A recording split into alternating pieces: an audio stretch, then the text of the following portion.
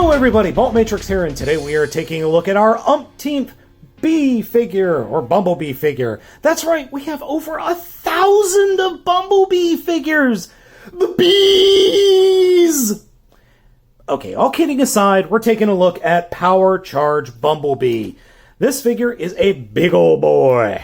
It is not a tiny figure at all. In fact, here it is an MP10 Prime.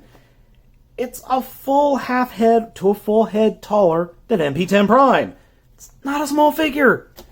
It's big, it's bulky, and it's actually pretty darn posable. So let's go ahead and take a look at it. Bee's face sculpt is actually very, very, very well done here. Lots of detail, and it works well. Head is on a swivel, does not have the ability to look up and down, but you can deploy a battle mask by taking his, I guess they're air vents, on the sides of his face and pulling them forward, which I have a really hard time doing given, well, my giant man ham hands.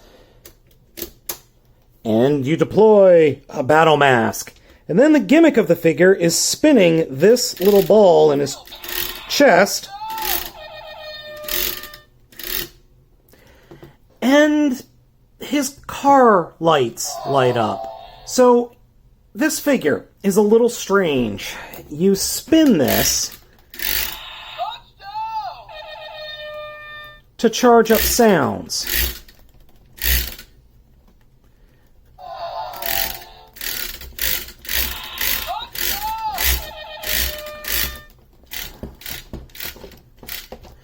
And I haven't figured out the right way to...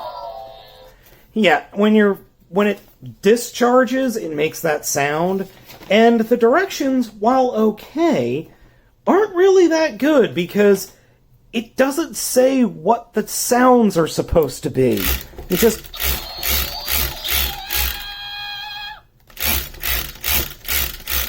keep revving it up. And maybe it'll make some noise. It does come with a single AA battery that is accessible via a trap right here on his back. And there is the transformation sound, which is good. Now, Bee also has another gimmick in robot mode. That is on his forearm. Little blade pops out. Little dagger. It works. I would like it to be longer. That's just me. But overall, it works. So, posability for the figure overall is actually pretty good. As I said, the head is on a swivel. Arms are on swivels, or the shoulders, I should say. And then there's a hinge just below the shoulder, or above the shoulder, for in and out. Swivel just above the elbow. 90-degree bend at the elbow. No torso articulation. Legs can kick forward pretty darn far. And both legs can split out. Not ratchets, but rather hinges. So there's posability there. The knees bend at 90 degrees. No real foot articulation because of the way the figure transforms. So you can pull off a couple of okay poses, though none of the poses are super great. So you could kind of just lean him back like that. I mean, that's really the best pose you're going to get out of him. I have to give Hasbro credit. The overall look of the figure is quite good. The figure is hefty. It has a nice weight to it. It feels solid. Nothing feels super cheap. All of the plastic feels pretty thick, even though his forearms and, well, other bits are kind of hollow in spots. They still feel sturdy.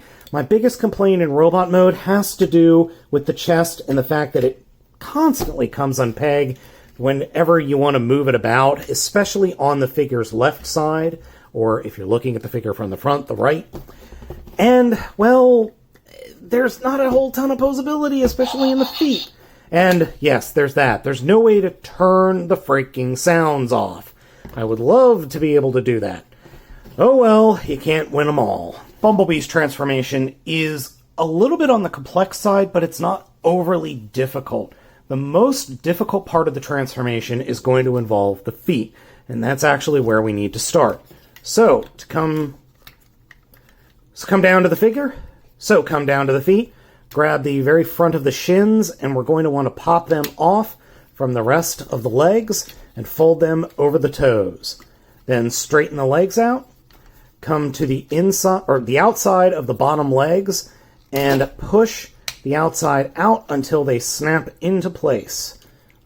And that's actually pretty tight. That's a good tight link there. And then snap it into place. Now, this is where things start to get a little weird. Take the piece that we just spun and fold it out and away from the body. So fold them out on these hinges, out and away from the body like that.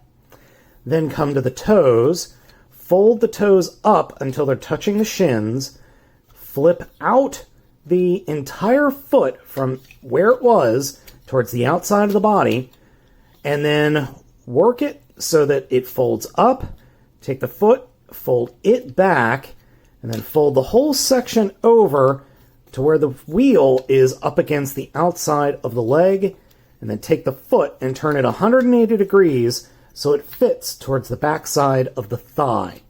Then once we do that on both sides, you could bring the rear of the vehicle mode out and around, and it will kind of rest right in this little gray heel section on the inside of the heel. And then come to the back of the top of the robot mode and lift the front of the hood off. And fold the top of the vehicle mode out and peg it into place like that. And then do the same thing on the other leg. Bring it in, flip it around, flip the foot 180 degrees to the inside of the thigh, and then bring everything into place. And then fold the panels for the back of the trunk all the way back to behind the wheels. Like that. Peg everything up, and then bring the legs together until they peg into place.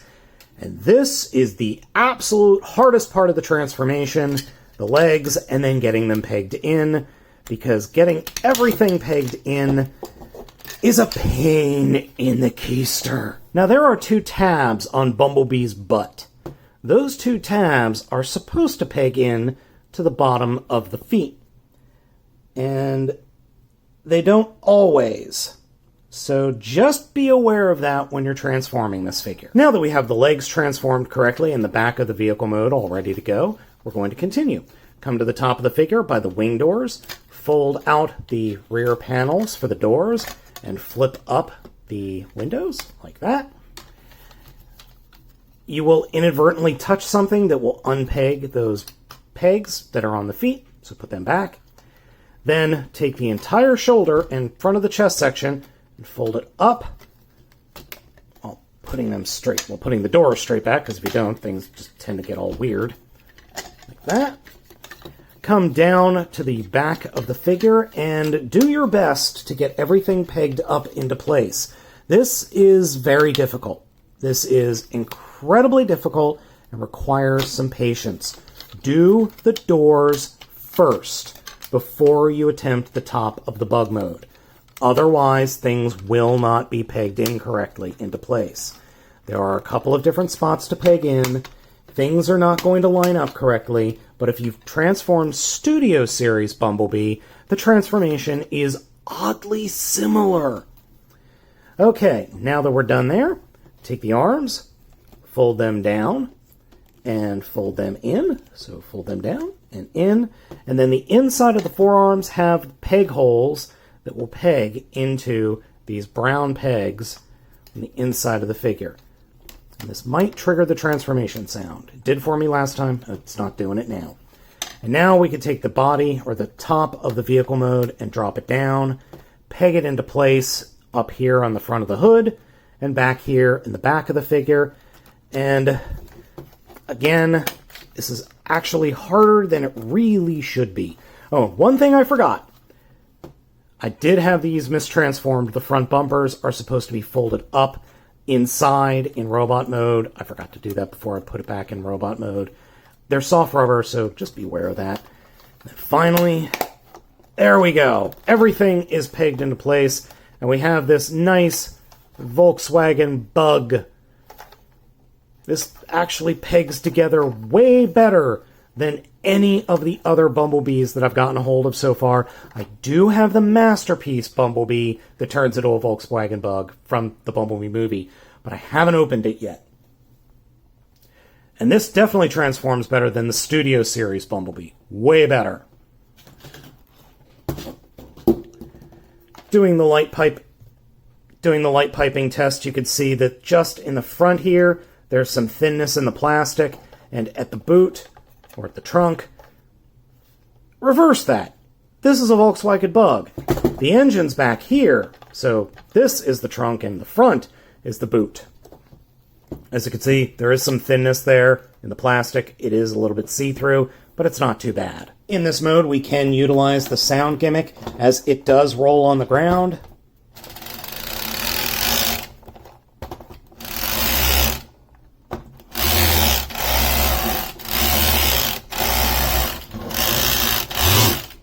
Though it doesn't seem to be doing anything for me. I guess it only works in robot mode. Oh well. I've got to say that Power Charge Bumblebee has been a very pleasant surprise. I've gotten a hold of some really crappy Bumblebee figures lately, but this one's a lot of fun. It's not cheap though. It is not a cheap figure, but it's a fun figure. It's a somewhat simple transformation that does have some stupidity to it that would be hard for a small child, but the robot mode is nice and big, it's hefty, it actually feels like something from Tobot, and I would totally recommend it for a small kid. It's worth picking up, though I would wait for it to go on sale, simply because I think the asking price is a little high. So folks, let me know what you think of this figure down in the comments. Hit that like and subscribe buttons, be sure to hit the bell so you know when a new video is up. As always, I am Baltmatrix. Thank you so much for watching, and I will catch you next time.